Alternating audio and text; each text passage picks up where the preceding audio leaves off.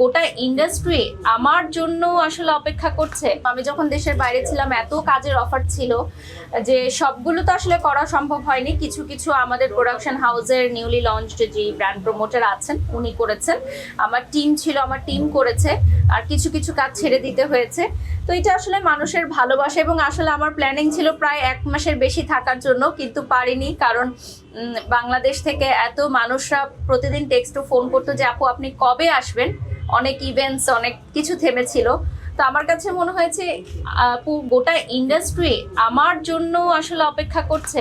আমি আসলে না বাহিরে গেলে বুঝতে পারতাম না, যদি ছুটিতে না যেতাম তাহলে বুঝতাম না যে আসলে আমাকে তারা কতটা ভালোবাসে বা রেসপেক্টের জায়গা থেকে। তো আমার কাছে মনে হয় যে মাঝে মধ্যে দূরে যাওয়া উচিত ভালোবাসাটা বোঝার জন্য। ডেফিনেটলি বাংলাদেশ আমি খুবই মিস করি, বাংলাদেশের ভাত ডাল মিস করি, বাংলাদেশের মানুষ মিস করি।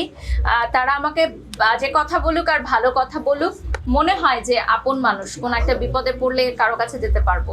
That's it. আসলে বাংলাদেশে যারা থেকেছেন বা বাংলাদেশকে যারা ভালোবাসেন তাদের জন্য বিদেশে গিয়ে থাকাটা আসলে একটু ডিফিকাল্ট। সত্যিকার অর্থে আমাদের দেশের মতো আতিথেয়তা আসলে অন্য কোথাওই পাওয়া যায় না।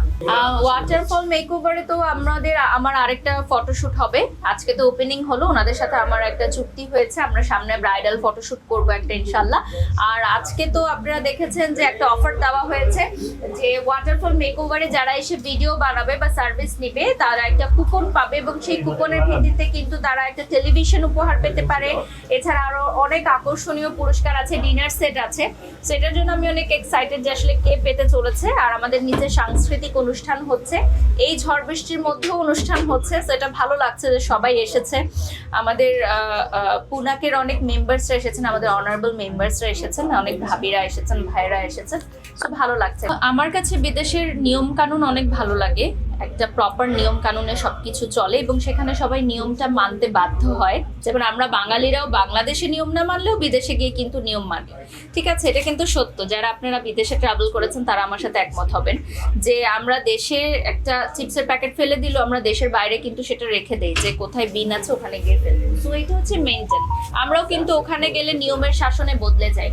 তো আমার কাছে মনে হয় যে আমার দেশটাও এরকম একদিন উন্নত হবে, এটাই স্বপ্ন আমরা দেখি। নতুন বাংলাদেশ একদিন নতুন ভাবে গড়ে উঠবে।